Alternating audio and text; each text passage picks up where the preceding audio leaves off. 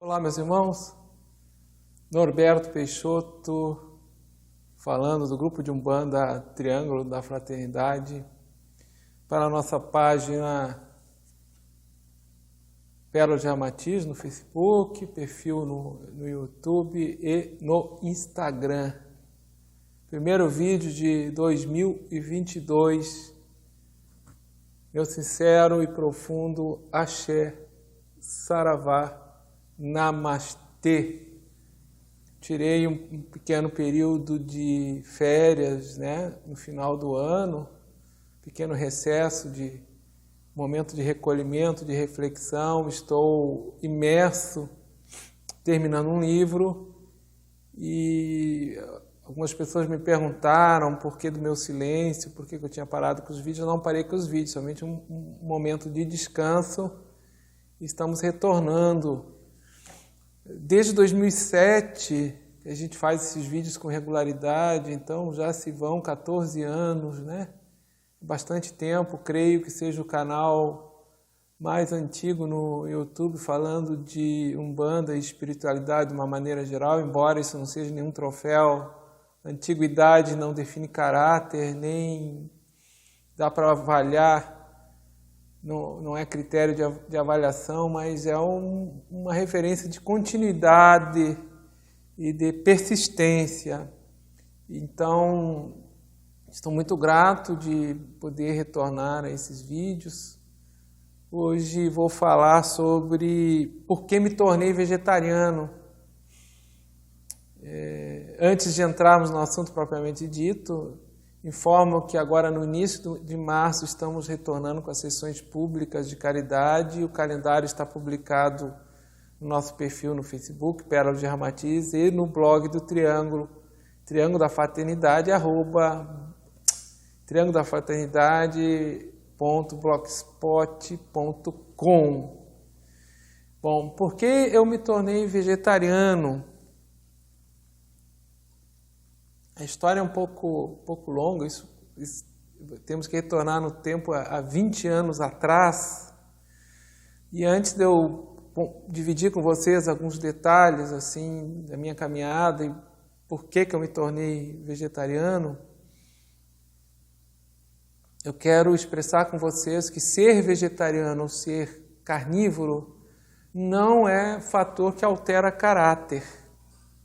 Tanto é que Hitler era vegetariano e Chico Xavier era carnívoro.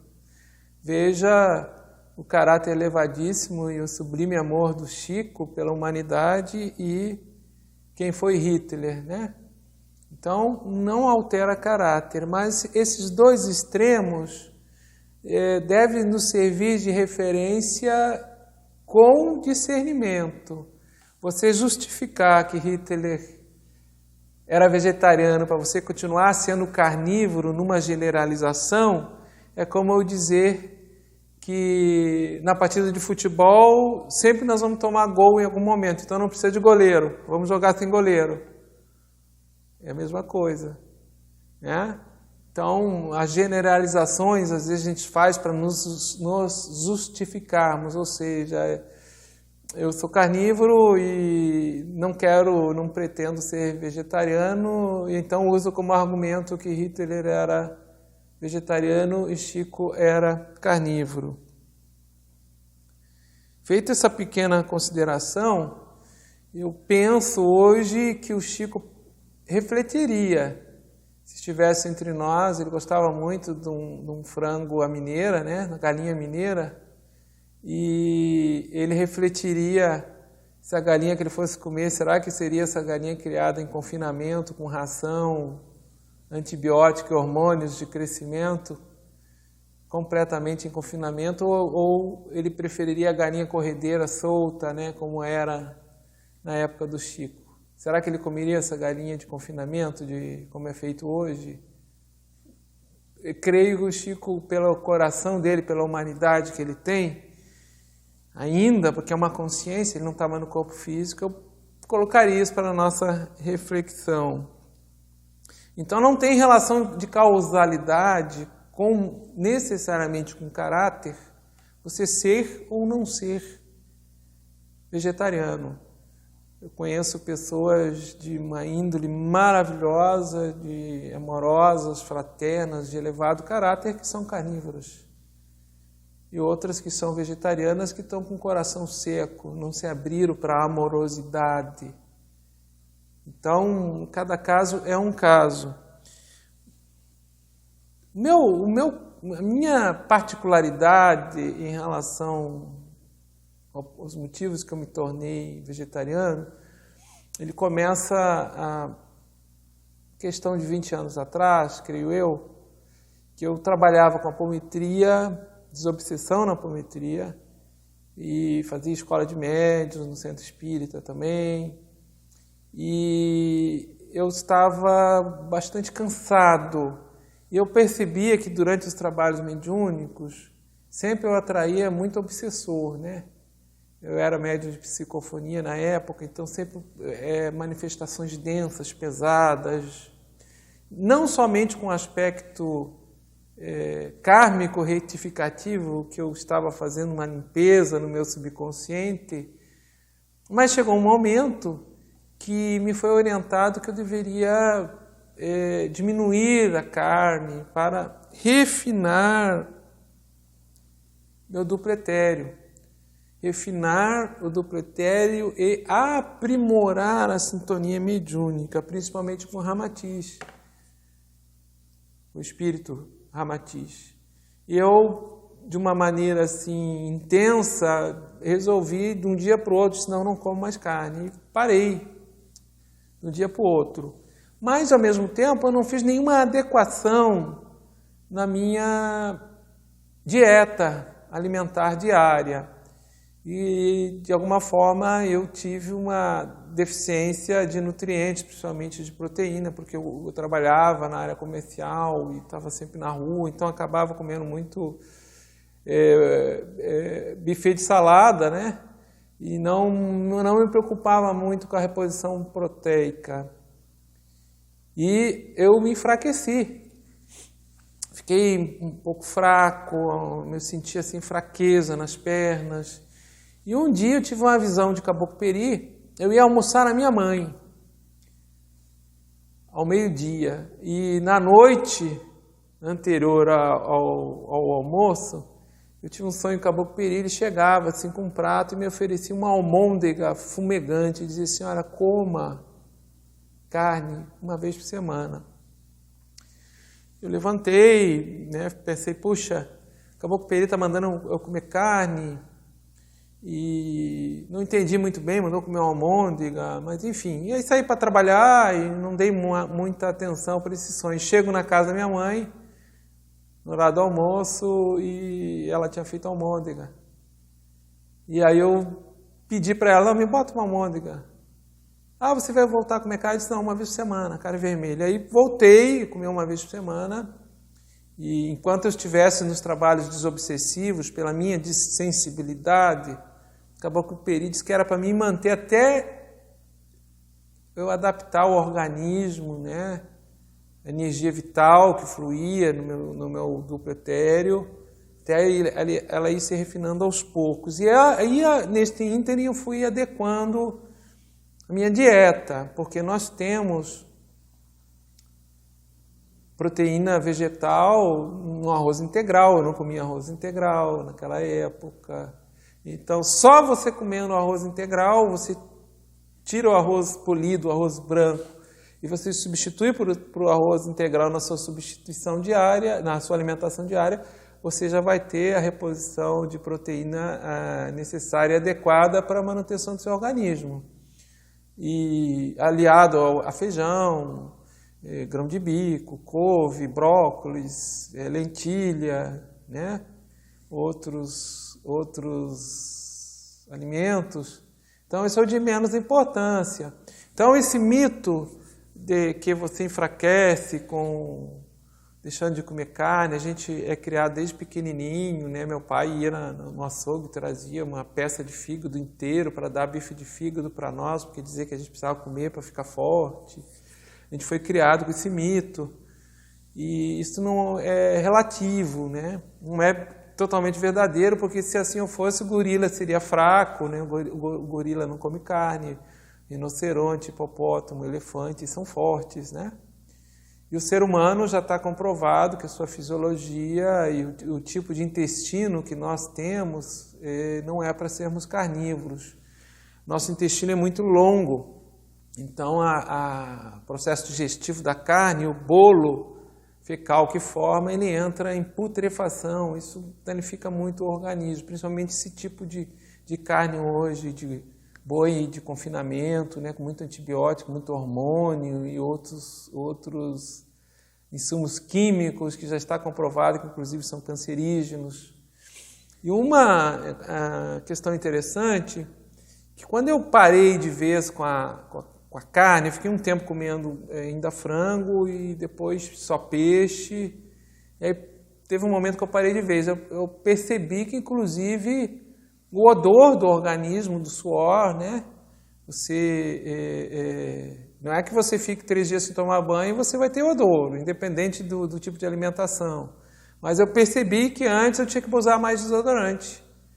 E o odor também das fezes, ela fica praticamente inodoro. Você fica com a alimentação vegetariana. Então, teve um determinado momento que eu eliminei, e já se vão bastante tempo que eu sou completamente vegetariano, acredito aí que já são em torno de 14 anos, eliminei de vez o frango e o peixe. Um aspecto interessante, eu tinha saído, fui dar um passeio e eu vi um caminhão cheio de porquinho, leitãozinho, indo para o matadouro, uma fábrica de linguiça que tem aqui em Osório, no Rio Grande do Sul. E eu olhei para os olhos daqueles leitãozinhos, eu parei o carro próximo ao caminhão, ia fazer um lanche, o caminhão estava parado, e eu senti muita tristeza naquele olhar, naqueles olhares, tipo assim, eles sabiam que iam para o matadouro, né? Depois daquele dia, houve um insight na minha consciência e, se passar algum tempo, eu estava fazendo um peixe assado em casa, eu ainda comia peixe. Quando eu senti o cheiro do peixe no prato, o meu organismo ele ficou enjoado, me deu vontade de vomitar. E a partir daquele dia eu larguei definitivamente a carne, entendi que o meu organismo estava sinalizando que não haveria mais necessidade. Durante todo esse tempo a gente foi construindo uma cultura vegetariana, né?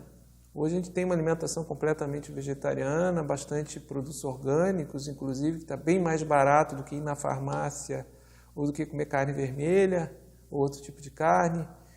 Houve um crescimento das feiras ecológicas nos grandes centros, temos possibilidade de comprar direto com o produtor também, né?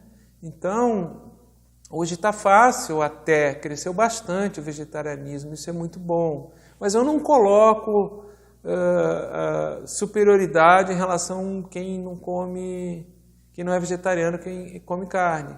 E sim o caráter que é importante. Tanto é que aqui no grupo de Umbanda Triângulo da Fraternidade não é pré-requisito você ser vegetariano, você ser um trabalhador da casa, um médium trabalhador.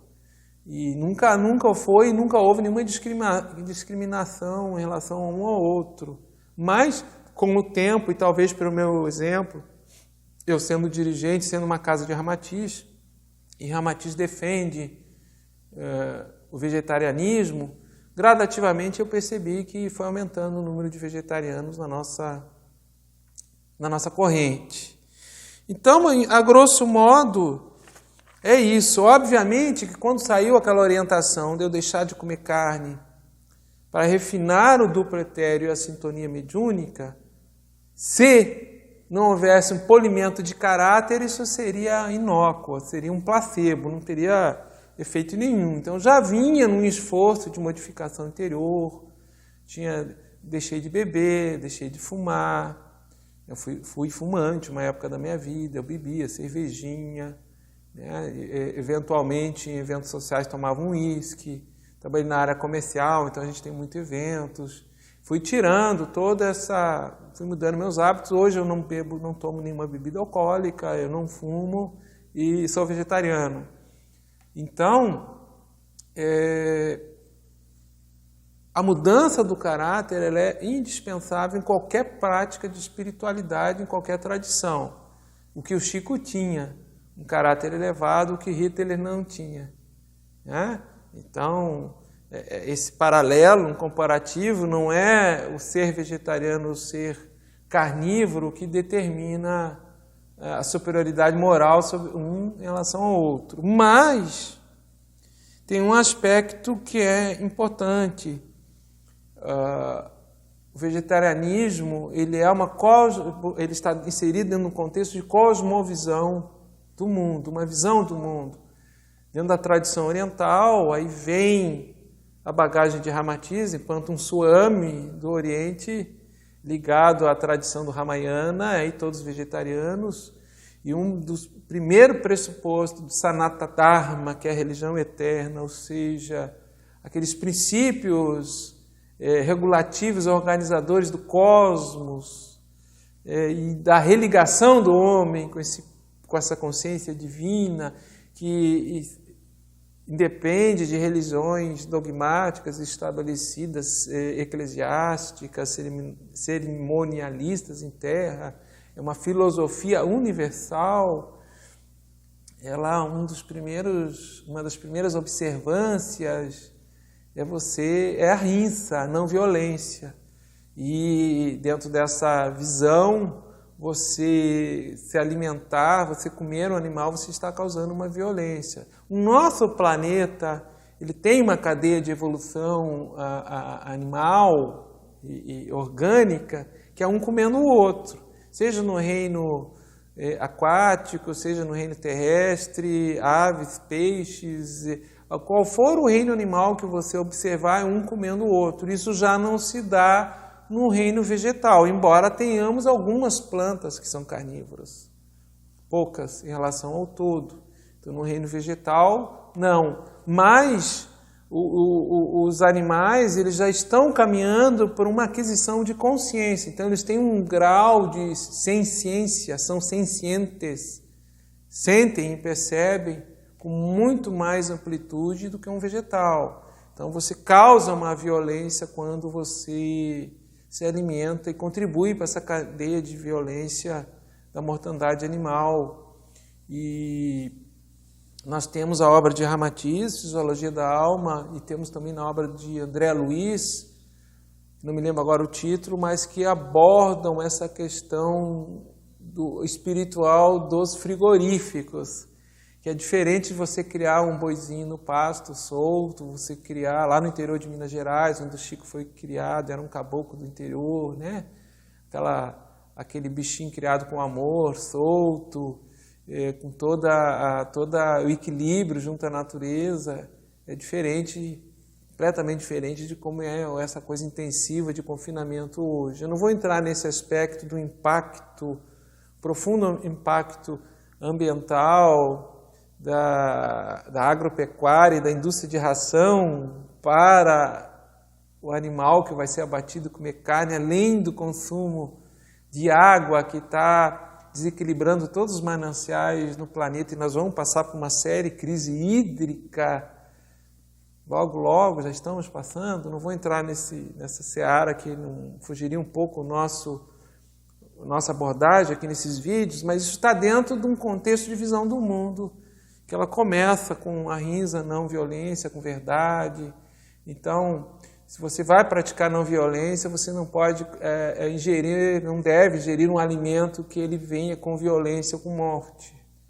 Então você ingere essa energia, e Ramatiz nos orienta que no momento, no abatedouro, no frigorífico, o animal ele retém aquela vibração da morte, aquele pânico, aquele pavor, e a gente acaba comendo essa vibração, além do aspecto espiritual, né, dos frigoríficos.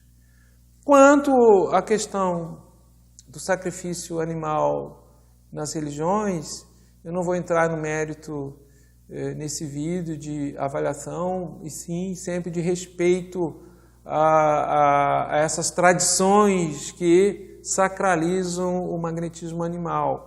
Nós não o fazemos e seguimos a orientação de Ramatiz, da nossa consciência, que não é necessário, mas temos todo o respeito, quem o faz pelo sagrado, não nos sentimos em nenhum momento inferior. Tudo ao seu tempo, né? Tudo ele vai na nossa cadeia de expansão da consciência, as coisas vão acontecendo no seu devido tempo. Mas nós orientamos sempre, se você quer buscar, é possível você ter uma relação com a sua orixalidade dentro da Umbanda ou de qualquer outra denominação religiosa, sem a necessidade do magnetismo animal, independente do nome dessa denominação ou dessa tradição.